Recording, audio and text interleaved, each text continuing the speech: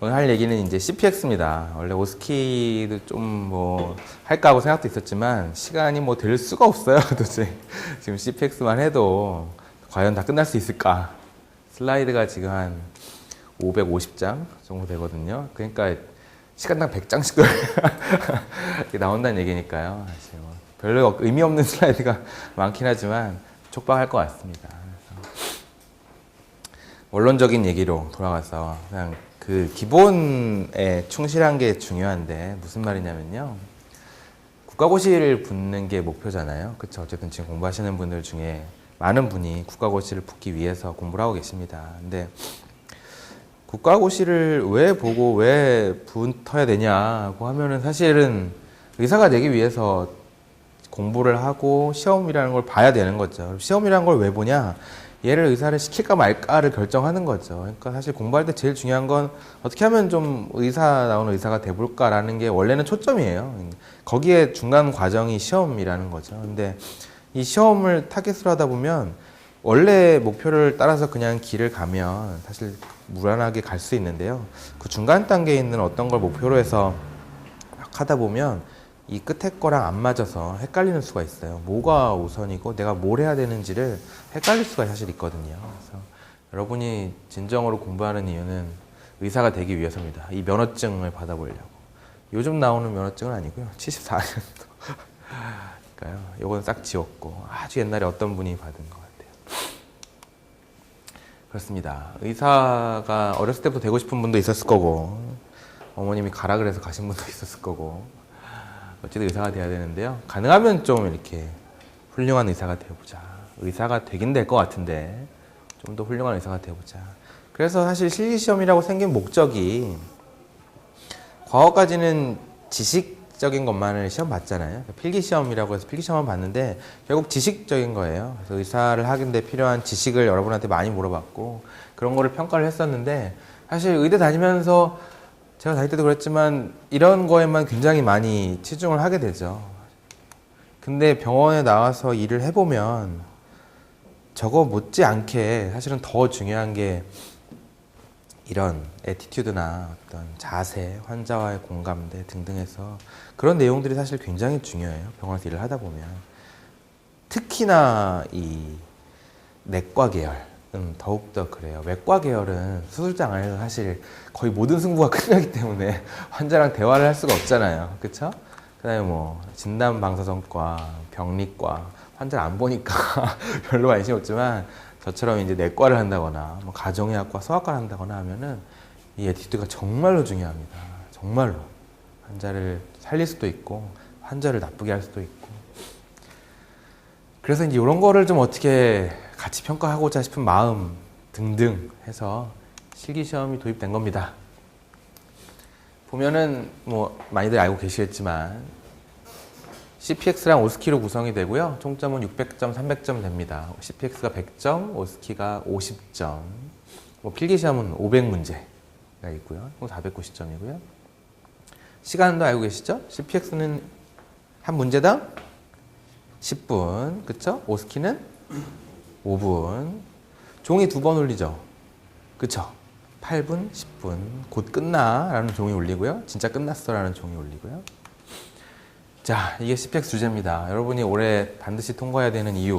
나날이 늘어나잖아요. 주제가. 이게 언제 점점 쌓여가잖아요. 사실 뭐 무한정 쌓일 수는 없지만 이거 올해 또 추가된 게 많아요. 사실 또 어려운 것도 많고. 그래서 이렇게 많습니다. 52개. 그 중에 상당수를 차지하는 게 가정의학과 내과가 여기까지 차지를 하고요. 기타 뭐 산부인과, 소아과, 신경과도 은근히 많죠. 필기시험엔 별로 없는데 정신과, 정형외과, 뭐 피부과까지 이렇게 많습니다. 그래서 오늘 이것들을 다 하는 게 목표지만 항목이 다는 못 들어갔어요. 이 27개 중에 한 24개 정도 지금 커버가 되는데요. 가능하면 다 할 수 있도록 열심히 해보겠습니다. 이런 것들을 할 예정이다. 오스키도 이만큼이나 있죠? 그쵸? 오스키 이만큼. 빨리 통과해야 돼요. 국가고시는 뭐 원래 족보잖아요. 그쵸? 한 해라도 빨리 졸업해야 된다. 그렇습니다. CPX랑 오스키가 있고요. 한번 봐보신 분도 있고 이제 올해 처음 봐야 되는 분도 있지만 사실 저는 당연히 시험 볼 때 실기시험이라는 게 없었죠. 다행히도. 근데 제 학교는 학교 다닐 때 이제 이런 시험을 봤어요.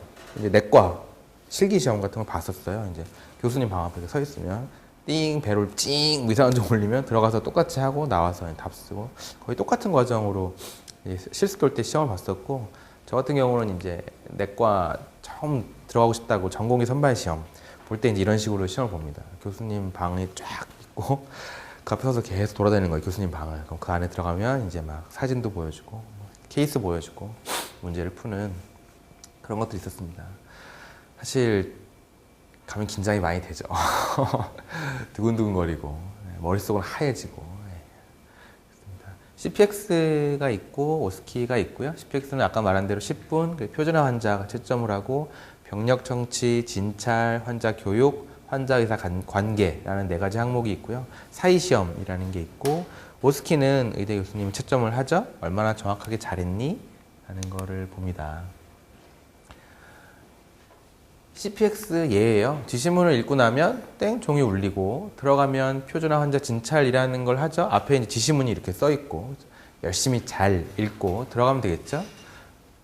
뭐 이러면 고맙겠지만 김태희는 31살 여자로 오늘 아침부터 시작된 옆구리 통증과 숨이 찬 증상으로 왔다. 이러했다. 학생은 증상 관련된 병력을 천치하고 신체 진찰을 하고 추가적인 진단 방법과 치료에 대해 환자와 상의한다 라고 지시문이 써 있습니다. 그래서 들어가서 이거는 점수는 사실 문제마다 퍼센트가 조금씩 다릅니다. 그래서 병력 청취, 신체 진찰, 환자 교육, 환자 의사 관계라는 걸 하고 예비종, 종료종이 있고 나오면 이제 사이 시험에서 어떤 진단, 의심되는 진단과 향후 계획 같은 거를 쓰는 문제가 있습니다. 당연히 이렇게 할 수밖에 없는 게요. 채점이란 걸 객관적으로 할 수밖에 없잖아요. 그러니까 했니 안 했니 예스 노로 채점을 할 수밖에 없어요. 뭐 얘가 좀 잘한 것 같아 몇 점 이라고 하면 좋겠지만 그렇게 할 수가 없어서 항상 체크리스트로 채점을 합니다. 그래서 예를 들면 그쵸? 나는 환자 의사 학생 의사의 진료에 만족했다 몇 점. 뭐 질문을 했니 안 했니 해서 이런 항목들이 있고 신체 진찰을 제대로 했니 안 했니 라는 게 있습니다. 환자 교육일 때 이런 거 설명을 했니 그리고 항상 환자 의사 관계에 보면 거의 공통적인 항목들이 있습니다. 자기소개를 했냐 안 했냐, 환자의 말을 잘 들어주냐, 나의 말에 공감을 잘 해줬냐 라는 내용들은 거의 정해져 있으니까 이거는 약간 몸의 베개, 애티튜드는 그렇게 해주면 이 항목은 크게 문제가 없습니다. 특히나 이제 금연 상담 같은 데는 이 항목이 엄청나게 많아지는 거죠. 중요해지는 거죠. 점수 비중도 커지고. 사실 뭐 계속 말씀드리겠지만 CPX 실수를 하게 되는 경우는 실기시험이 잘 안 되는 경우는 오스키 때문에 잘 안 되는 경우는 많지는 않다고 해요. 왜냐하면 사실 그렇다고 하면은 그건 준비의 부족이었던 거고 뭐 뭐든지 다 준비의 부족이지만 오스키는 정해져 있는 거잖아요. 그러니까 항상 바뀌는 게 아니잖아요. 그냥 가서 하면 되는 거잖아요. 그러니까 슬기센터에서 계속 반복적으로 해서 몸에 익혀지면 그냥 자연스럽게 되는 건데요. CPX는 아무래도 준비가 철저하지 못하면 어떤 게 나올지 정해진 게 아니기 때문에 당황하게 되고 환자가 태도에 따라서 말도 꼬이게 되고 기억도 안 나고 물어볼 것도 못 물어보고 CPX가 훨씬 이제 어렵게 됩니다. 그래서 실패하는 경우에 이제 제일 대표적인 경우가 난 굉장히 잘하고 나온 것 같은데 왜 떨어졌을까라고 하는 경우에 사실 이제 의심을 해봐야 되는 제일 많은 경우는 너무 이렇게 진단 맞추기에 몰입한 경우예요. 그러니까 뭐 예를 들어 진단을 알고 들어가는 경우도 있고, 뭐 의심을 하고 들어가는 경우도 있고, 가서 뭐 물어봤어요. 이런 거 있으셨어요? 있대요. 그런가 보다. 이런 것도 있었죠. 있대요. 당신은 뭔 것 같아요. 이렇게 합시다. 난 진단도 맞췄고, 나 잘했어. 근데 그게 의미가 없는 게 진단을 맞췄냐 안 맞췄냐가 항목이 없어요. 사실 물론 이제 그게 도움이 되겠지만. 그냥 기본적으로 뭐 가족력을 물어봤냐 안 물어봤냐 진찰을 했냐 안 했냐는 체크리스트가 있기 때문에 뭔가 말을 많이 하지 않으면 그렇잖아요. 체크가 안 돼요. 그래서 가능한 굉장히 열심히 잘 들어주기도 물론 하고 열심히 물어봐서 빠지는 게 없이 이제 어떤 뭐 기침이면 기침 했을 때 꼭 물어봐야 되는 것들 그냥 빠짐없이 다 물어봐야 되는 거거든요. 그래서 여러분이 갖고 있는 그 교재가 있잖아요. 학장단에서 나온 그 책이 있잖아요. 사실 그거를 통째로 외운다는 건 사실 거의 불가능한데 그걸 뭐 외워서 해야 되는 건 아니지만 어쨌든 반복적으로 연습을 하면서 거기에 나온 체크돼야 되는 것들을 가능하면 거의 다 물어볼 수 있게 반복적인 연습을 해야 되는 겁니다. 그래서 나는 뭐 의사가 환자 보듯이 정말 잘했어. 사실 그것도 뭐 괜찮긴 한데요. 점수가 그러니까 자기 생각하고 다르게 굉장히 안 좋게 나오는 경우들이 종종 있어요. 대표적인 예가 뭐냐면 예전에 우리나라보다 미국이 훨씬 실기시험 먼저 봤잖아요. 그쵸? USMLE 스텝 3 뭐 그런 거 보잖아요. 진짜로 실제로 있었던 일인데 어떤 일이 있었냐면 예전에 이렇게 동부서부 걔는 땅덩어리가 넓으니까 시간을 두고 본 거예요. 그래서 이쪽에서 한쪽에서 먼저 시험을 보고 반대쪽에서 시험을 보는데 문제가 똑같았어요. 그러니까 한쪽에서 시험 보고 전화해 준 거예요. 야, 이번에 래시 나왔는데 답이 뭐야? 진단이 뭐였어? 여기서 막 만세! 술 먹고 놀다가 다음날 시험장 들어갔어요. 그래서 다 와가지고 어디 뭐 이상한 거 있지 않으세요? 어떻게 하셨어요? 여기 있어요. 난 명이야. 이런 것도 있으시죠? 막 그러면서 다 시험 잘 봤다고 생각하고 나온 거예요. 근데 나중에 본 쪽이 합격률이 훨씬 낮았어요. 그렇게 될 수밖에 없어요, 사실. 그 진단을 맞춘 게 아니라 그 진단에 가는 과정에서 다른 게 아닌지 맞는지를 물어봐서 다 빼야 되거든요. 그게 과정이 없었으니까 점수가 나빠질 수밖에 없죠. 성적이죠? 그렇죠? 학생 성적입니다. 시험 본 항목들 뭐 그런 것들이 있고요. 잘 가렸죠? 그렇죠? 뭐 환자 면담 영역별 점수, 사이 시험 점수, 종합 결과. 그래서 어떻게 나오냐면 그 세션의 스테이션의 최하점과 최고점, 그 다음에 이 학생의 점수 같은 것들이 나옵니다. 그래서 평균, 표준 편차 같은 것들이 나오죠. 합격, 불합격을 어떻게 정해요? 어떻게 정하나요? 물론 점수 좋으면 합격이고 못하면 불합격이고 한데요. 그때 이제 정해요. 그 시험 평가단에서 이제 어디까지를 합격선으로 하자라는 그런 게 있긴 한데 결국은 얘도 거의 상대평가에 가까워요. 상대평가예요. 솔직히 얘기하면은. 그러니까 이 항목마다 평균점이 있고요. 이 표준 편차라는 게 있어요. 그래서 이 표준 편차 2배, 2 스탠다드 데비에이션이라고 하면 몇 %죠? 끝에 남는 게? 양쪽이니까. 95%거든요, 원래. 근데 양쪽이니까 이 위쪽은 안 떨어뜨릴 거 아니에요. 그러니까 이 아래쪽 2 스탠다드 데비에이션이 2.5%예요. 그러니까 2.5%는 탈락이에요. 그래요, 어쨌든. 뭐 약간 그때그때 변화를 줄 수는 있지만 그래요. 그래서 여기 보면 이 현재까지 나온 최하점과 최고점이 있고요. 평균이 있고 이 학생의 점수가 있고요. 그래서 표준 편차가 뭐 평균이 53.5점인데 편차가 5점이다. 기준 점수가 2 스탠다드 데비에이션 2칸 내려가면 10 빼면 43.5점은 넘어야 되는 거예요. 넘으면 큰 문제 안 삼는 거예요. 일단 아주 이렇게 독도는 아니구나.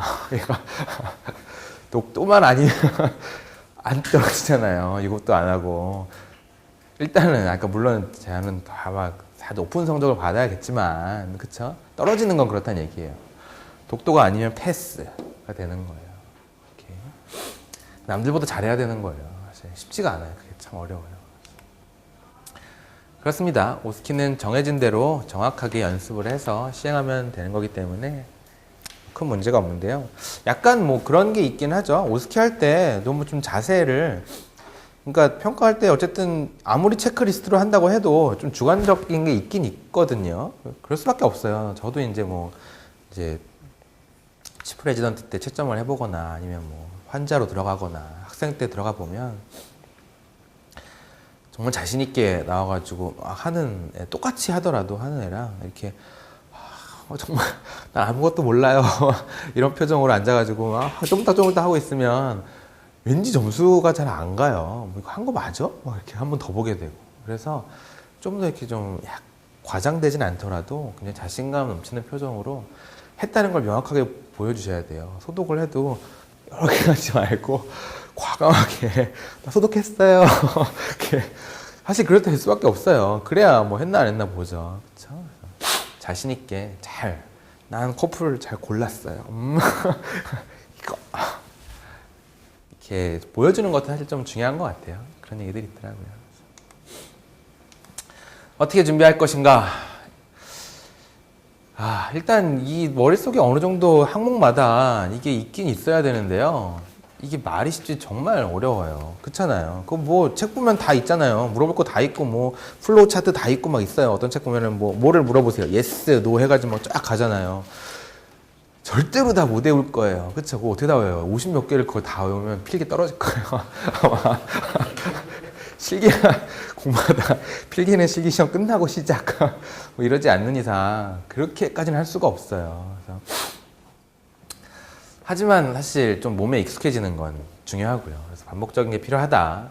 머리가 하얗게 되는 건 정말 어쩔 수 없어요. 그래서 뭔가 자기만의 어떤 게 있지 않으면 참 어렵습니다. 그래서 이게 정말 저는 꼭 하고 싶은 얘기인데요. 진단명이 떠올라야 되는데 무슨 말이냐면 어쨌든 CPX라는 게 외래에서 환자 보는 거예요. 그렇잖아요. 환자를 보는 거예요. 선생님들이 환자를 보는 건데 의사가 환자를 볼 때 내 머릿속에 감별 진단에 들어가 있지 않으면요. 절대 그 환자 진단 못해요. 예를 들어 복통으로 왔어요. 환자가 막 배가 아파요.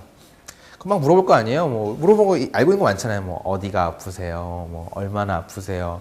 언제부터 아팠어요? 뭐 어떻게 아파요? 뭐 어떨 땐 아파져요? 좋아져요? 막 물어볼 거 아니에요. 근데 그거 물어본다고 맞출 수 있을 것 같아요?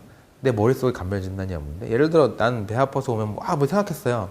근데 내 머릿속에 감별 진단에는 무슨 장애 혈관 질환 그런 건 들어있질 않아요. 그런 병이 있나? 그러니까 뭐 있는 건 알지만 환자 볼 때 그런 병은 아예 떠올리질 않아요. 예를 들어 뭐 에센테릭 인팍션이라든지 뭐 인테스티나 엔지나라든지 그러면 감별 진단이 머릿속에 없으면 아무리 그 환자가 와도 뭐지? 이 환자는 이상한데? 라고 되는 거예요. 그러니까 결국 감별 진단이 여러분 머릿속에 있어야 진단을 할 수가 있고요. 감별 진단들이 뭐가 있는지가 머릿속에 있어야 CPX를 보든 환자를 보든 뭔가 감별을 해나갈 수 있는 거예요. 결국 CPX라는 건 감별 진단의 과정이에요. 내가 알고 있는 배가 아파서 오면 이런 병들이 가능해. 내가 100개를 알고 있는데 이 100개 중에 뭔지 맞추기 위해서 감별을 해나가는 거거든요. 그래서 큰 분류가 어떻게 되는지, 어떻게 분류를 해나가는 건지. 그래서 맨 마지막에 진단에 이르기까지 그 진단을 이렇게 분류를 할 수 있어야 돼요. 사실 그 책마다 이제 학장단체에도 있지만 그런 진단명과 질병의 분류가 1번이에요. 이게 제일 중요한 거예요. 그래서 이게 오면은 이런 병들이 있어 라는 걸 알고 어떻게 이걸 감별 진단해 나가서 내가 이거를 진단을 할 것인지 그 과정이 CPX의 과정이죠. 그래서 여러분이 CPX 공부할 때 제일 먼저 해야 되는 건 항목을 막 열심히 외우는 게 아니라 진단명이 어떤 게 있고 어떻게 감별할 것인지에 대한 그 그래프를 이해를 하셔야 된다. 연습은 가능하면 3명 이상이 하는 게 좋아요. 둘이 하면 내가 환자 해보고 서로 해본다고 하지만 외부 관찰자가 좀 필요해요. 사실은 그게 굉장히 도움이 됩니다. 이렇게 하시고요.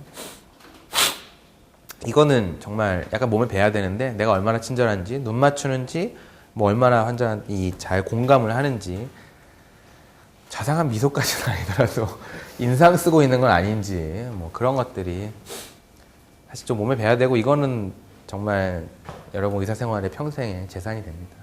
약간 습관이거든요. 이것도 사실 습관이 안 되면요 내가 의식적으로 하려고 해도 절대 안 돼요. 나중에 몸에 배야 돼요. 그냥 환자 뭐 오셨어요 뭐 이렇게 굉장히 밝은 표정을 가지시라. 눈 맞추는 것도 정말 습관이거든요. 눈 맞추는 거를 정말 못하는 사람들이 있어요. 난 눈 맞추면 부끄러워. 외면하게 되고 근데 자연스럽게 잘 하시면 됩니다. 이건 뭐 단순합니다. 정해진 거기 때문에 진짜 무조건 많이 해보는 놈이 왕이에요. 이거는 사실 그러면 떨어질 일이 별로 없다. 이거 떨어지면 진짜 이것 때문에 떨어지면 이건 뭐 방법이 없다. 열심히 안 한 거니까 대책이 없어요.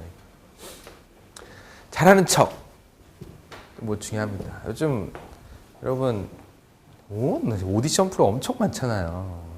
그쵸? 온갖 종류 오디션 프로 다 있잖아요. 얼마 전에 어떤 학생이 저한테 그러더라고요. 나는 의사다.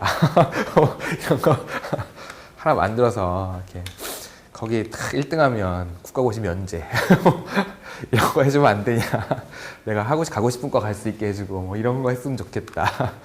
재밌을 것 같긴 한데 누가 보겠냐 그걸 그랬었는데요. 그거 보면은 보통 이렇게 막 지적하는 거 있잖아요. 실수했는데 막 실수한 거 티내고 그러면은 좋지 않다고 얘기하잖아요. 그래서 항상 잘하는 척, 잘해야겠지만 자연스럽게 하는 게 중요합니다. 그렇습니다. 기본적인 내용은 알고 계실 거고 진지하게 임하는 거고요. 사실 이것도 연기예요. 어떻게 보면 CPX라는 게 그렇잖아요. 앞에 있는 환자도 연기하고 있는 거고요. 나도 연기하고 있는 거예요. 그러니까 연기예요. 사실 연기를 하는 거거든요. 그러니까 이게 참 어려운 게 실제 환자 보는 거면 또 보겠는데 가서 연기를 하려니까 어려운 거예요. 내가 나 의사도 아닌데 가서 막 의사인 척 뭐 환자도 아닌데 하려니까 어색한 거거든요. 진짜 환자라고 생각하고요. 여러분이 진짜 의사라고 생각해야 되는 거예요. 연기하는 사람들이 뭐 연기하는 척 하는 건 아니잖아요. 정말 그런 마음을 가지고 우리 어머니가 죽었다고 생각하고 막 눈물을 흘리고 막 그러잖아요. 그쵸? 그게 뭐 안약 넣고 흘릴 수도 있지만 대부분은 어째 훌륭한 배우들은 다 몰입해 있는 거잖아요. 그러니까 여러분도 사실은 몰입을 해야 돼요. 난 의사고 여긴 내 외래방이야. 근데 환자가 왔어. 라고 정말 진지하게 해야 됩니다. 환자 왔는데 뭐 실실 쪼개서 이렇게 장난스럽게 하면 점수가 잘 나올 수가 없죠. 그쵸? 진지하게 해야 된다. 진짜를 듣고 잘 듣자. 라는 것도 중요하다. 시간이 10분이면 사실 아주 여유 있는 건 아니지만 사실 빠듯하다고는 해요. 그래서 학생들 빠듯하다고는 해요. 그래서 저는 생각보다 되게 여유 있을 줄 알았는데 왜냐면 보통 저 외래 보면 3분이라 했잖아요. 3분 지려고 막 그러니까 10분이면 뭐 엄청 친절하게 잘하겠는데 근데 실제 해보면 10분도 짧다고 하더라고요. 왜냐면 물어볼 게 워낙 많으니까 바쁘게 물어봐야 되지만 어쨌든 초반에 환자 말을 너무 자르지 말고 일단 잘 들어라. 열심히 뭔가 얘기를 해주면 일단 잘 듣고 쉬운 말로 설명하자. 어이없지 막 거기서 막 영어 튀어나오면서 막 그러지 마시고. 그쵸? 놓치기 쉬운 거 이제 잘 안 놓치겠죠? 하도 해봐서. 그쵸? 자기소개라는 걸 빼먹으면 하나 깎이고 시작한다. 자기소개를 해야 된다. 그리고 사실 우리나라에서는 뭐 다 알고 들어오니까 그런지 모르겠는데 외국 의사들 이제 진료하는 것도 어떻게 보면 우연히 이렇게 보면 정말 자기소개 하더라고요. 그쵸? 드라마를 봐도 그쵸? 자기 이름 뭐다라고 알고 왔는데도 또 소개를 하더라고. 인사하고 악수하고 또 진찰을 하기 전 후로 여러 번 하세요. 이거 3번, 4번 했다고 뭐 깎겠어요, 점수? 아니잖아요. 환자 처음 들어오면 씻고, 진찰하기 전에 또 씻고, 계속 씻으세요. 있는 거 씻자. 너무 초조해하지 마시고.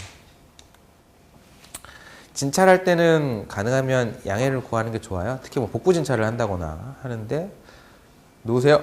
훅! 이렇게 하는 것보다, 그냥, 진찰 좀 하겠습니다. 옷 좀 올려도 될까요? 옷 좀 올려주실까요? 라고 물었는지 이렇게 해서 친절하게 하고요. 진찰을 하고 나면 진찰해보니까 뭐 복부 진찰했는데 특별히 뭐 큰 이상은 없었던 뭐 진찰 소견에 뭐 특별한 이상은 없는 것 같습니다. 라든지 결과를 얘기해 주는 게 중요하고 마지막에도 인사를 잘하고 나오자. 라는 주의사항들을 잘 임하시고 어차피 다 못 외운다. 그래서 이런 감별진단 과정에 익숙해지면은 결국 그 내용들이 빠짐없이 따라오게 되는 거예요. 결국. 그래서 이런 식으로 생각을 하고 연습을 해보면서 내가 그렇게 해보니까 빠진 게 뭐가 있더라라는 걸 피드백을 해야 되는 거죠. 점점.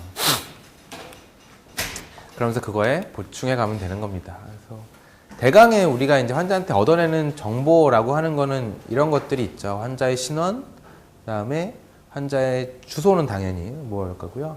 현병력, 과거력, 가족력, 사회력 그런 게 있죠. 계통적 문진이라는 게 있고 어디가 아파서 오든 어떤 증상을 가지고 오면요. 이런 속성들이 있습니다. 그러니까 뭘로 오든 꼭 물어봐야 되는 것들 공통적으로 어디가 그런 건지 그렇죠? 양상이 어떤 건지 얼마나 아픈 건지를 사실 빼먹은 경우가 많은데요. 뭐 얼마나 아픈 건지 언제부터 얼마나 지속되고 뭐 어떤 건지 그다음에 어떨 때 발생하는지 그다음에 비슷하긴 하지만 악화 요인과 완화 요인은 뭔지 그리고 이 증상 말고 또 동반된 증상은 어떤 게 있는지 한 7가지를 물어보면 증상과 관련해서는 빠질 게 별로 없습니다. 그래서 뭐 어떤 증상이든 이런 걸 물어본다라고 생각을 하시면 큰 무리가 없다. 그렇습니다. 자, 이제 하나하나 해서 수십 개를 해야 되니까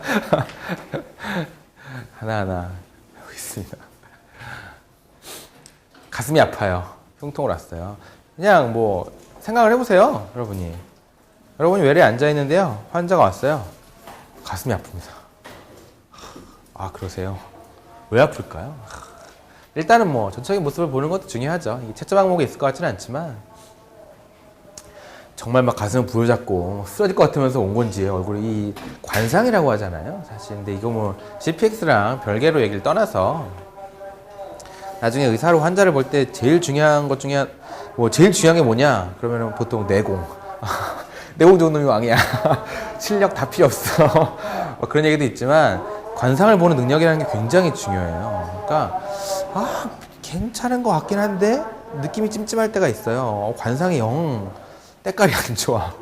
이거 뭔가 있을 것 같아. 라는 그 감을 잡는 게 매우 중요하거든요. 그래서 이 관상이라는 걸 잘 봐야 돼요. 중환자를 가려낼 수 있는 그런 능력을 키워야 됩니다. 항상 얘기하지만 플로우 차트는 절대로 외우는 게 아니다. 외울 수도 없다. 그렇죠? 또 이상한 거 띄워놓으면 외울까봐. 자기 진료과 정하기. 나 무슨 과 할까? 뭐 이런 거 많잖아요. 들어가 보면. 그쵸? 미쳤냐? 미치지 않았냐? 미친 쪽이면 정신과나 응급의학과 하게 되고요. 열심히 일하는 거 좋아요. 물어보면 뭐 아직 하는데 열심히 일하는 거 좋아요. 예스 막 이런 거 클릭하잖아요. 그럼 답은 항상 흉부외과로 나와요. 진짜 나는 10시간도 일할 수 있어. 예스 막 흉부외과 하세요. 이렇게 나와요. 항상 노를 하세요.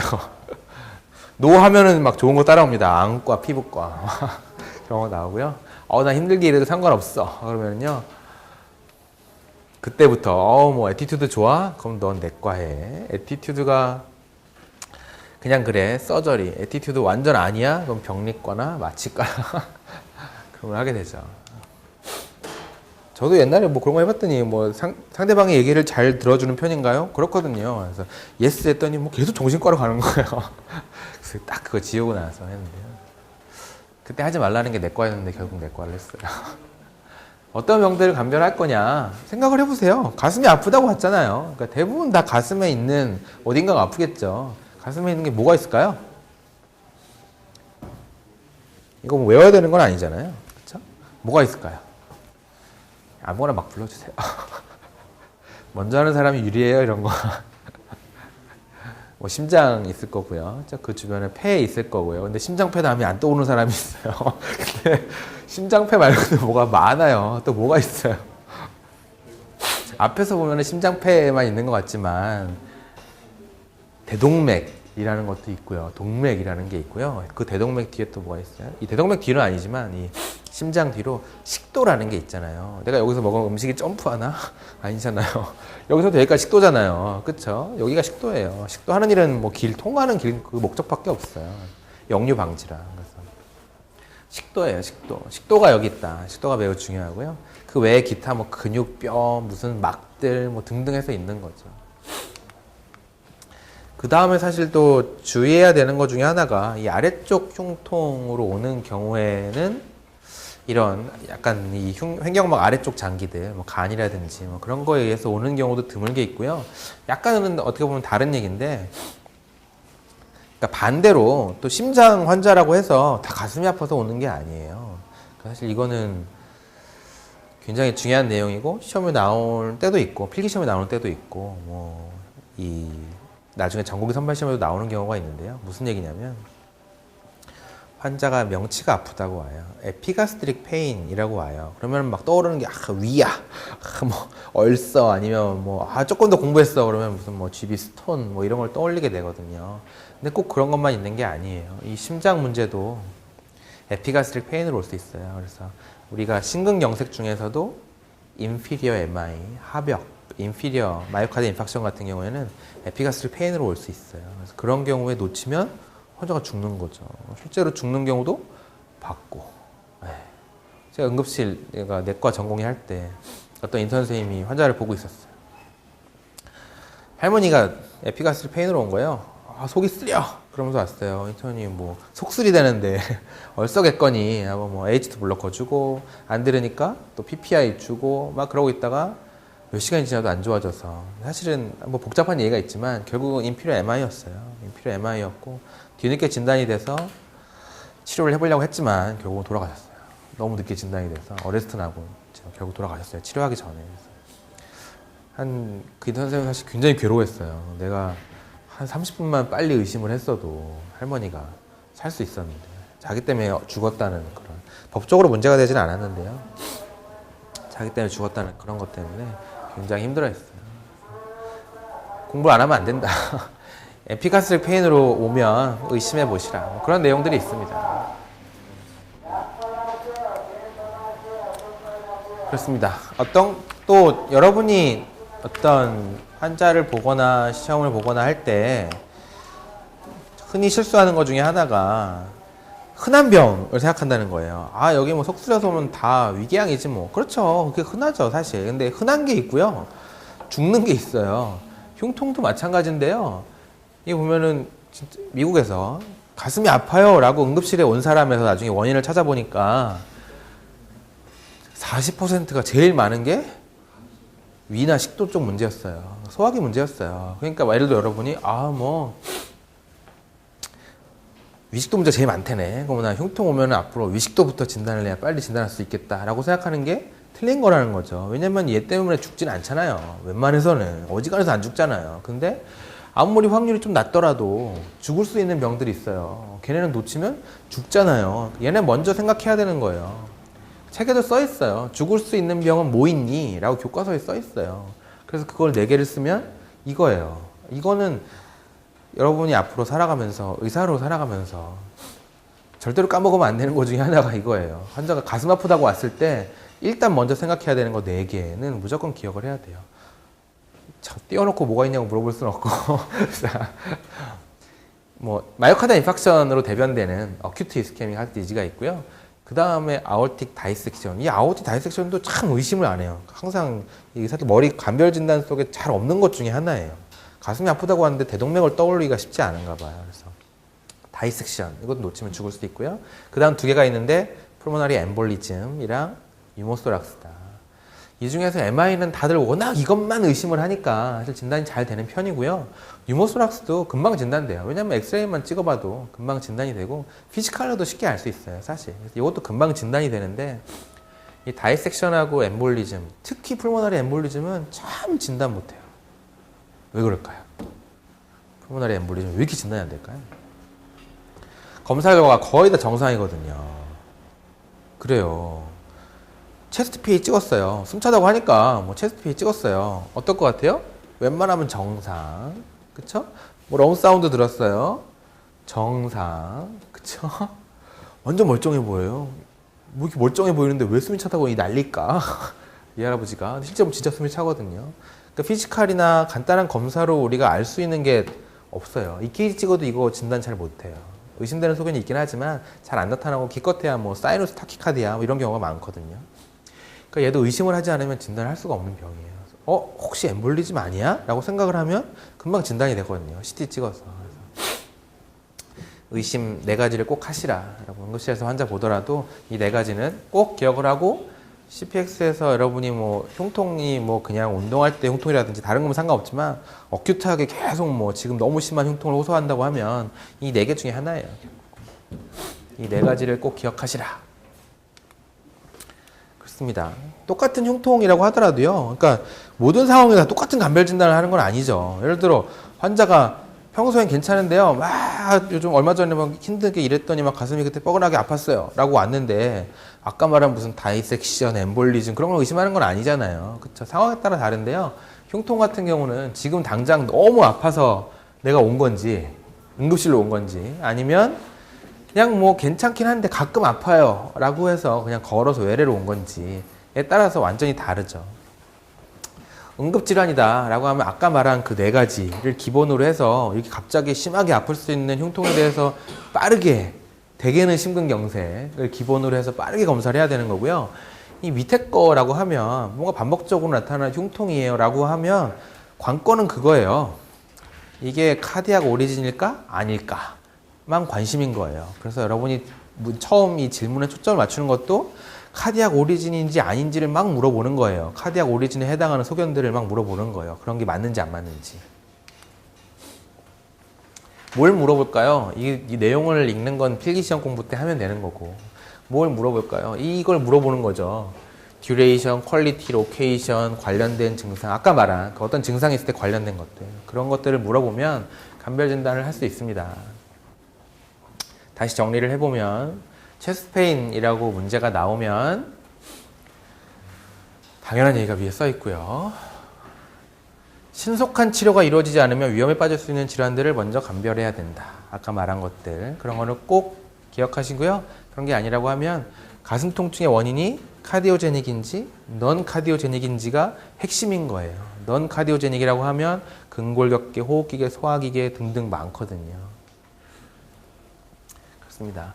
이게 급성으로 온 건지 아닌지를 알 수 있어야 되고요. 해부학적으로 어떤 내가 병들을 의심해야 되는지 그런 것들을 이해해야 되고 그 원인에 따라서 어떤 검사를 하고 치료를 어떻게 해야 될지에 대해서 다 알란 얘기네요. 결국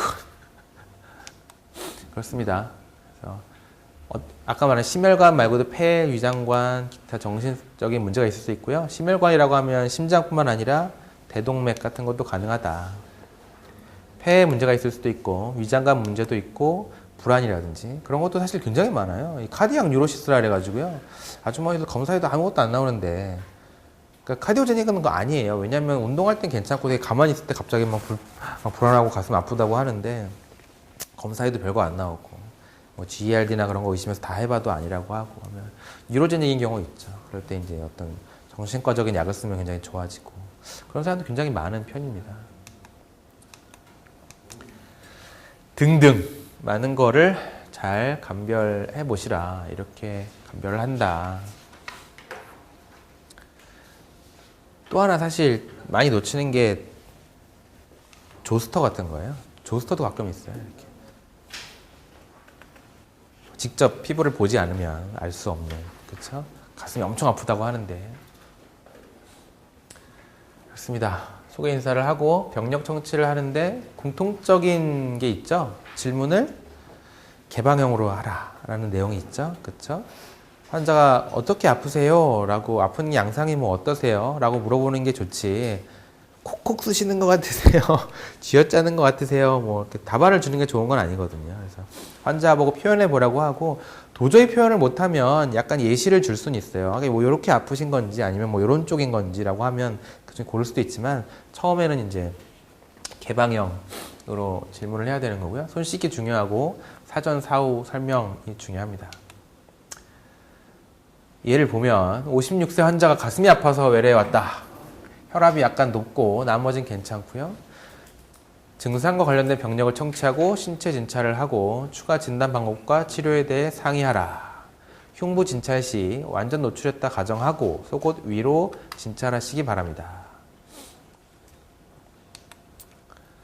이제 제가 슬라이드 보다 보면 이런 것들이 있는데요. 사실 제가 오늘 할 얘기가 그 학장단 책에 있는 거를 막 읽는 거는 사실 별로 의미가 없어요. 제가 읽는다고 여러분의 머릿속에 들어가는 것도 아니고 여러분이 나중에 안 읽을 것도 아니고 사실 저는 오늘 좀 어떻게 하면 이걸 좀 쉽게 여러분이 이해할 수 있을까, 내가 뭘 해나가야 되는 건지 라는 걸 말씀드리려고 하는 거니까요. 이런 거는 그냥 좀 가볍게 학장단 책에 있는 거 그대로 텍스트 친 겁니다. 공통적인 게 있죠? 어떻게 아프세요? 어디가 아프세요? 얼마나 아프세요? 얼마나 아프세요? 꼭 물어보시라고요. 얼마나 아프세요? 언제부터? 그 다음에 갑자기 생긴 건지, 다른 뭐 동반 증상은 없는지, 뭐 할 때 나빠지는지, 뭐 하면 좋아지는지, 그런 것들을 또 물어봐야 되고요. 또 어떤 게 있을까요? 뭐 레디에이션이라든지, 이것도 사실 중요하죠. 어디가 아팠다고 하면 꼭 물어봐야 되는 게, 전에도 그렇게 아팠던 적이 있으세요? 라는 질문이고요. 사실 이 질문이 중요한 이유는요. 이 모의 환자가 교육을 받을 때, 제 예전 경험을 보면 교육을 받을 때 먼저 얘기해주지 않는 게 있어요. 그러니까 질문을 해야 대답을 해주는 항목이 있거든요. 내가 먼저 알아서 막 떠드는 게 있고, 그 중에 꼭 대부분 질문을 해야 내가 대답을 해주는 것 중에 하나가 전에도 아팠던 적이 있으세요? 그거는 잘 먼저 얘기 안 해줘요. 특히 이제 뭐 GB 스톤이라든지 그런 게 과거에도 이렇게 아팠었어요 라는 게 굉장히 중요하거든요. 그런 거를 이렇게 뭐 환자가 전에도 뭐 이렇게 아팠었고요. 3년 전에도 아팠었고요. 이렇게 얘기를 하는 건 아니거든요. 그래서 전에도 이렇게 아팠던 적 있으세요? 라고 하면 그때부터 이제 막 슬슬슬슬 나오죠. 이제 기다렸다는 듯이. 하나 맞췄구나. 하나 체크됐구나. 하고 알 수 있죠. 반드시 기억하고 꼭 하시라. 항목이 있을 거예요. 틀림없이. 다른 뭐 동반된 질환이 있나요? 이게 다시 이 흉통에서 이게 정말 중요한 이유는요. 아까도 말했지만 이 흉통의 감별 진단이란 결국 시민성과 비시민성을 감별 진단하는 거예요. 그러니까 시민성을 의심할 만한 거를 계속 물어봐야 되는 거예요. 그 중에 제일 중요한 건 어떤 경우에 시민성을 더 의심할 수 있을까요? 제일 중요한 건 뭐다? 운동할 때 아픈 거가 1번이에요. 물론 뭐 이 베리언트 엔지나 같이 이상한 예들이 있긴 하지만 그건 아주 드문 경우고, 운동할 때 아프세요? 예스. 아, 이거 카디악일 것 같은데 라는 느낌이 확 오는 거고요. 아니요, 뭐 운동할 땐 괜찮은데요. 가만히 텔레비전 보다 아팠어요. 그러면 뭐 이렇게 운동할 땐 어떠세요? 뭐 운동도 좀 조깅 같은 거 하세요? 해요. 그때 어떠세요? 아무렇지도 않아요. 좀 더 개운한 것 같아요. 아닌 것 같은데? 라고 생각이 드는 거죠. 제일 중요한 건 이제 운동할 때 어떻게 됐냐라는 거고, 그 외에도 뭐 몇 분이나 아팠어요. 등등등등. 양상이 어떠세요? 어디가 아파요? 하면서 이제 우리가 이제 엔지나의 증상이라는 것들이 있잖아요. 그런 걸 물어보게 되고요.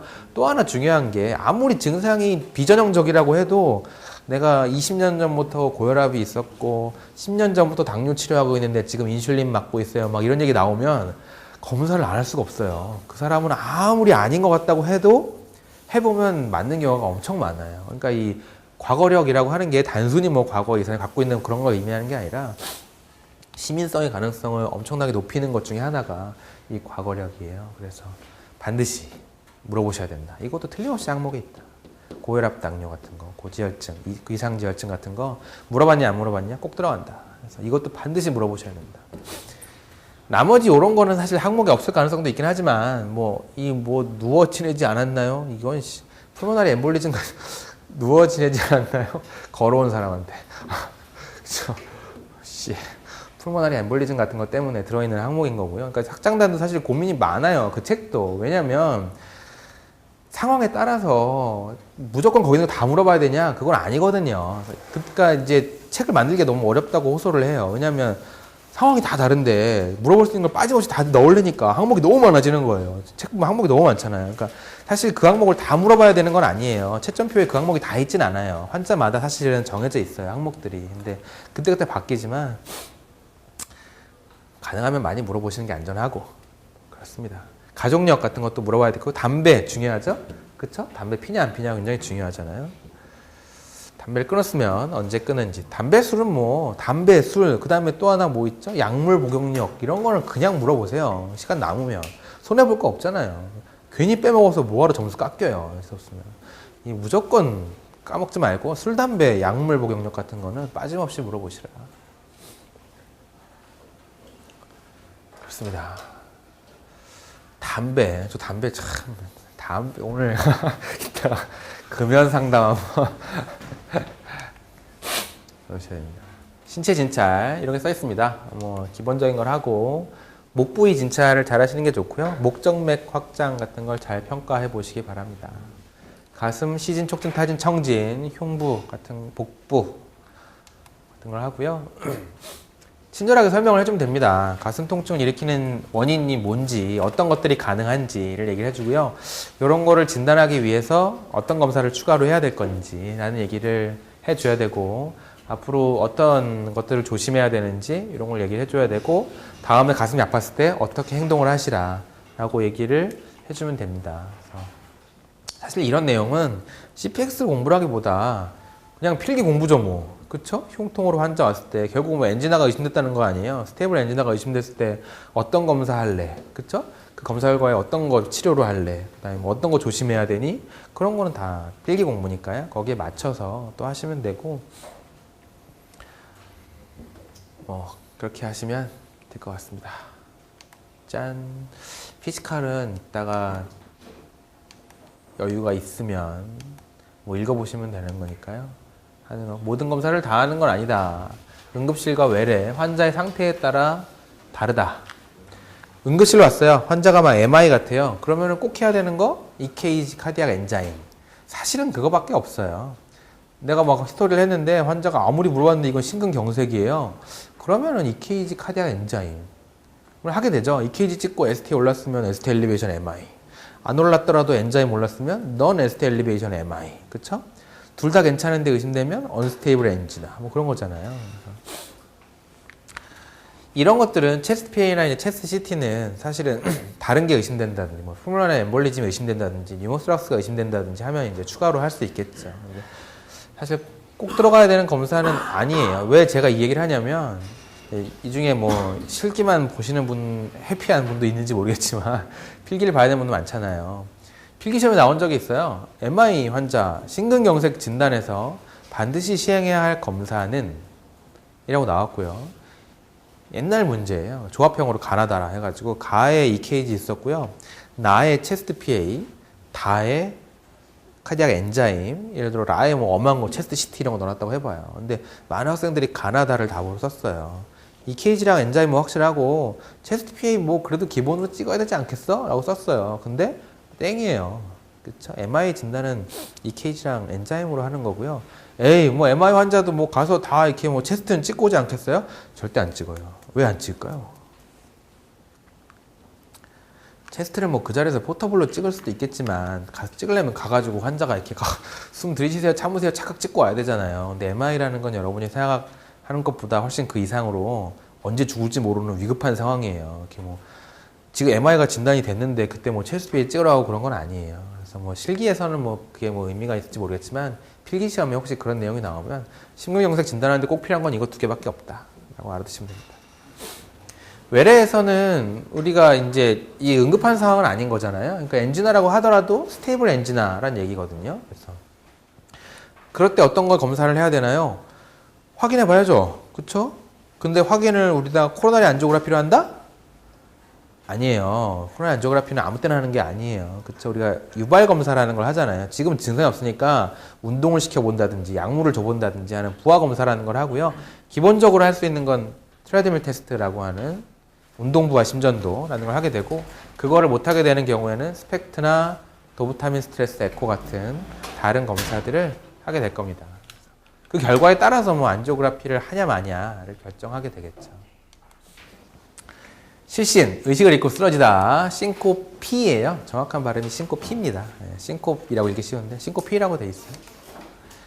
정말로 실신인가? 실신, 의식을 잃었어요. 라고 와요. 의식을 잃었다고 와요. 환자가. 의식을 잃었었어요. 아, 그래요? 그럼 그렇다고 다 싱코피가 아니에요. 진짜 싱코피는 정말로 의식을 잃어야 돼요. 그러니까 무슨 말이냐면 되게 막 어지러워서 이렇게 주저앉은 거를 싱코피라고 생각하는 경우가 있거든요. 근데 그렇진 않아요. 싱코피라는 거의 정의는 또 사실은 정확한 정의는 예를 들어 시저는 싱코피는 아니에요. 왜냐하면 싱코피의 정의 자체가 브레인의 문제가 아니라 뇌 혈류의 감소로 인한 일시적인 의식 소실을 우리가 싱코피라고 하는 거예요. 그러니까 뇌의 문제가 아니라 다른 전신의 문제로 뇌로 갑자기 피가 안 가면서 의식을 잃는 것이 그게 싱코피라고 하는 거예요. 의식을 잃어야 돼요. 의식을 잃지 않으면 싱코피가 아니다. 그래서 실신과 경련, 감별, 싱코피냐 시저냐 뭐 그런 걸 좀 감별해야 될 수도 있고요. 표가 있습니다. 싱코피와 시저. 이거는 뭐 필기시험에도 많이 나오고 워낙 학생 때부터 많이 보던 거잖아요. 그쵸? 싱코피는 어쩌고 시저는 어쩌고. 대개는 좀 마일드하고 괜찮은 게 다 싱코피예요. 그쵸? 여러분 많이 싱코피는 본 적 있지 않으시나요? 이렇게 없나요? 종종 보는데 이렇게 학생 때는 좀 보는데요. 이렇게 교장 선생님이 한 1시간 떠들면 이렇게 조회 때 서 있다가 이렇게 쓰러지는 애들 있잖아요. 뭐 그런 것도 싱코피고. 시저는 정말 완전히 다른 거고요. 그래서 싱코피예요. 일단 어지러워 하면서 의식을 잃고 쓰러져요. 걔네들이 다 머리가 막 깨질까요? 안 깨져요. 잘 그냥 주저앉아요. 살펴시 주저앉아요. 그냥 또 그 싱코피 어지러워 이러고 실려서 양호실 가는 애들이 막 소변 대변 보고 막 그러던가요? 설마 안 그러잖아요. 그리고 대부분 다 금방 좋아지잖아요. 그래서 그런 게 다 싱코피고요. 굉장히 봤을 때 좀 뭔가 오 하는 것들 갑자기 생겼고 무슨 이 프로드라마 심텀이라는 게 있었다든지, 그다음에 뭐 머리가 깨진다든지 다쳤다든지 혀를 깨문다든지 뭐 요실금, 뭐 소변을 대변을 본다든지 등등이 있으면 그건 시저 쪽에 가까운 거고요. 안 그러면 싱코피고 그런 것들이 있습니다. 이거는 잘 안 보이시죠? 그렇죠? 다행히 항상 이런 건 다행히 잘 안 보이시잖아요. 그쵸? 보이면 또 외우려 그럴 테니까. 이렇게 정리하면 됩니다. 사실 싱코피의 거의 대부분은 알다시피 베소베이갈 싱코피입니다. 베소베이갈 싱코피. 다 대부분이고요. 필기시험 같은 경우는 거의 100% 베소베이갈 싱코피고요. 시험 문제 나온 거 싱코피는 다 베소베이갈이에요. 그냥 시험 문제야 거의. 그 외에 생각해야 되는 것 중에 중요한 게 CPX에서는 올소스타틱 하이포텐전, 뭔가 앉았다 갑자기 확 일어나다가 피가 안 가면서 확 거의 의식 잃고 쓰러진 거. 그 외에 뭐 기침할 때마다 싱코피를 하는 사람도 있고 소변 볼 때마다 싱코피를 하는 사람도 있고 시츄에이셔널 싱코피라는 게 있고요. 근데 또 중요한 건 카디악 디지즈예요. 이따가 왜 그런지 말씀드릴 거고요. 그 외에 세레브로베스큘라, 기타 등등 시저는 사실 싱코피의 원인은 아니고 감별해야 될 병인 거고요. 우리가 보통 응급실에 의식을 잃었어요 라고 하면 왠지 신경과의 문제일 것 같잖아요. 그렇잖아요. 뭐 의식을 잃었으니까. 근데 이 싱코피로 왔을 때 신경과적인 문제가 있는 경우는 5%도 안 돼요. 거의 없어요. 왜냐면 아까도 말했지만 이게 뭔가 뇌로 피가 안 가서 그런 거지 머리가 나빠서 그런 게 아니라니까요. 그렇죠? 다른 원인들이 많고 대부분 베소베이갈 싱코피인데요. 근데 왜 우리가 또 여기서 카디악 디지즈를 이렇게 얘기를 하냐. 여러분이 CPX를 하든 환자를 볼 때 싱코피로 왔다고 했을 때 이런 거를 꼭 빼먹으면 안 되는 이유가 뭐고 실제로도 케이스로 베소베이갈 싱코피가 아니고 나올 수 있는 게 뭐가 있냐라고 하면 부정맥 같은 거로 인한 의식소실 같은 걸 충분히 낼 수 있어요. 그렇죠? 그래서 왜 이 얘기를 계속 제가 하는 거냐. 그리고 사실 싱코피 가이드라인을 낸다든지 싱코피라는 게 책에 어느 챕터에 있냐? 카디오에 있어요. 그게. 그렇죠? 항상 카디오에 있어요. 왜 그러냐면 싱코피로 환자가 왔는데 이게 카디악 싱코피가 아니에요. 그러니까 카디악이 아닌 다른 원인에 의한 싱코피예요. 그 사람이 죽을 확률은 죽긴 죽죠. 언젠가 죽는데 그 싱코피를 일으킨 원인 때문에 죽을 확률은 없어요. 거의 제로예요. 그러니까 싱코피를 안 한 사람하고 똑같아요. 서바이벌이 차이가 없어요. 근데 카디악 싱코피라고 하면 그것 때문에 죽을 수 있는 거예요. 이 사람이. 아까 말한 것처럼 죽는 병이 있는지 없는지 먼저 보려고 카디악 싱코피를 먼저 보는 거예요. 그래서 부정맥이라든지 코로나리 디지라든지 그런 것들을 보게 됩니다. 이건 해리슨에 있는 표인데요. 자, 히스토리도 뭐 별거 없고 피지컬도 괜찮아요. 아무래도 이거는 뭐 베소베이갈 싱코피인 것 같아요. 뭐 필기시험에서 무슨 검사 해볼래? 라고 물어보면 답은 기립경사대 검사라고 뭐 헤드업 틸트 테스트든 뭐 기립경사대 검사든 그런 게 답이고요. 뭔가 카디악 디지즈가 의심돼요 라고 하면 그 원인을 찾으려고 하겠죠. 대개는 부정맥이니까 24시간 심전도를 해본다든지 하겠죠. 올소스타틱 하이포텐전 같은 게 또 있을 수 있고요. 그 다음에 기타 약물 때문인 경우도 있어요. 사실 그래서 이 싱코피가 나오면 제 생각에 틀림없이 채점 항목 중에 있는 것 중에 하나가 약물 복용력을 물어봤냐 안 물어봤냐가 틀림없이 있을 거예요. 왜냐하면 필기시험에서도 이제 국가고시엔 많이 나오는 편은 아니지만 어떤 공부를 할 때 싱코피에서 되게 중요하게 공부하는 게 뭐냐면 싱코피를 일으킬 수 있는 약물은? 이라는 게 굉장히 중요하거든요. 그래서 약물에 의한 원인이 있으면 그 약물을 제거하면 좋아지기 때문에 약물 복용력은 꼭 물어보셔야 된다라는 게 있습니다. 전구 증상이 있었는지, 뭐 하다가 생겼는지, 멀쩡히 걸어가다 갑자기 싱코피를 한 건지, 조회 쓰다가 한 건지, 앉았다 갑자기 일어나다 쓰러진 건지, 그 상황이 중요한 거예요. 이게 어떤 상황에서 생긴 싱코피냐라는 게 중요한 거고요. 동반 증상 같은 걸로 해서 경련과 감별을 해야 됩니다. 또 하나 중요한 게 과거에도 이런 적이 있었는지. 대개는 한 번 하고 없던 적이 많거든요. 그런 경우는 되게 비나인하거든요. 근데 이 사람이 3번, 4번 싱코피를 한다? 그럼 원인을 찾아야 돼요. 그럼 문제가 있는 거예요. 기타 약물 복용력 같은 것도 꼭 물어보시라. 그러니까 예를 들어 올해 싱코피가 나왔는데 문제가 이 부정맥을 갖고 냈다. 부정맥 갖고 내기 좋은 건 컴플리트 AB 블럭이나 뭐 하여간 갑자기 안 뛰는 뭐 사이너스 어레스트라든지 갑자기 안 뛰는 뭐 식사이너스 신드롬이라든지 하여간 갑자기 안 뛰는 그런 병을 줄 거예요. 그러면 케이스가 어떠냐면 나이 많은 아저씨가 잘 지내다가 갑자기 의식을 잃고 왔어요. 이건 웃긴 거예요. 베소베이갈 싱코피랑 잘 안 맞아요. 뭐 젊은 여자가 뭐 20살, 뭐 18살 이러면은 뭐 그냥 베소베이갈 쪽으로 몰려가는데 50세 남자가 걸어가다가 갑자기 의식을 잃고 쓰러졌다. 이게 어떻게 베소베이갈 싱코피예요? 뭔가 이상하잖아요. 그렇죠? 느낌이 안 좋잖아요. 그래서 이상한데 전에도 그런 적 있으세요? 라고 물어보면 틀림없이 있다 그럴 거예요. 전에도 한 2번 정도 그냥 갑자기 쓰러진 적 있어요. 아, 그래요? 딴 거 물어보면 이제 그때부터 막 물어봐야죠. 약 먹는 거 없냐? 뭐 등등해서 쫙 물어보겠지만 의심, 뭐라고 설명을 해야 되냐? 그 환자한테 아마도 뭐 미주신경성 실신일 겁니다. 라고 얘기하면 아니에요. 뭐 그럴 수도 있긴 하지만 연세도 있으시고 전에도 그런 적이 있어서 혹시 이 뭐 부정맥이나 다른 심장에 문제가 없는지 추가로 검사를 해보시는 게 좋을 것 같습니다. 라고 하고 꼭 내야 되는 검사가 홀터 모니터링이라는 오랫동안 찍는 심전도라는 걸 해야 되는 겁니다. 그런 케이스를 꼭 기억해 두시기 바랍니다. 활력 징후에서 또 틀림없이 채점할 거? 그쵸. 올소스타틱 하이포텐전이라는 게 가능하니까요. 그쵸. 요령 같은 건 책에 학장단책 같은 데 자세하게 나와 있으니까 또 읽어보시기 바랍니다. 목동맥 청진도 중요해요. 이게 뇌혈류로 피가 안 가는 거다 보니까 이게 좁아진 건 아닌지. 카로티드 브루라는 거잖아요. 카로티드 브루. 어떻게 듣나요? 카로티드 브루. 어떻게 들까요? 탁 되면 들리나? 뭐 어떻게 하라 할까요? 환자한테. 탁 됐어요. 뭐 벨로 됐어요. 탁 됐어요. 이렇게. 잘 들릴까요? 안 들려요. 숨소리밖에 안 들려요.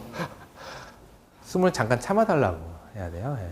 불을 정진한다는 건 숨 내쉬세요. 예, 숨 잠깐만 참아주세요. 하고 대고 반대쪽 숨을 쉬세요. 그리고 숨 참으라고 한다면 꼭 숨 쉬세요를 얘기해 주셔야 돼요. 진짜 열심히 끝까지 참으시는 분들이 있어요. 가끔 아니 진짜 있어요. 할아버지 할머니들은 참 착하셔가지고요. 의사가 숨 참으라 그러면 끝까지 참아요. 그러다가 막 얼굴 시뻘개져가지고 언제까지 참으라는 거냐고. 아직까지 참고 계셨어요? 그런 경우가 있으니까 네, 숨 쉬시고요 라고 얘기해 주시고 또 숨 참으라고 하면 됩니다. 불어 들을 때는 숨을 참아야 된다. 기타 신경학적 검사 같은 것도 하는 게 좋겠죠? 그쵸? 검사를 할 때 무조건 해야 되는 검사 중에 심전도는 빠뜨리면 틀리는 거예요. 이거 배서베이가 싱코피 의심되니까 뭐 헤드업 틸트 테스트 딱 쓰고 정답, 난 정답이야. 땡이에요. 꼭 해야 되는 것 중에 하나가 심전도예요. 심전도는 싱코피 환자에서 가장 먼저 해야 되는 검사라고 해요. 심전도 이상이 있으면 이거 카디악인 것 같은데 라고 가고 괜찮으면 이제 다른 배소베이가 아니라 그쪽으로 가는 거예요. 그래서 기립경사대 검사뿐만 아니라 심전도 반드시 시행한다. 그리고 의심이 되면 홀터 모니터링 이런 것도 해야 된다. 또 필기시험에서 하나를 물어보면 되게 이거였고요. R타입이 나온 적 있죠? 요즘 R타입 많아 나오니까. 그쵸? 이 환자에서 시행해야 할 검사 2가지는? 하고 물어본 적이 있어요. 그때 답은 기립경사대 검사랑 홀터 모니터링이 답이었어요. 이 2가지는 진짜 싱코피 환자에서 제일 많이 하는 검사니까요.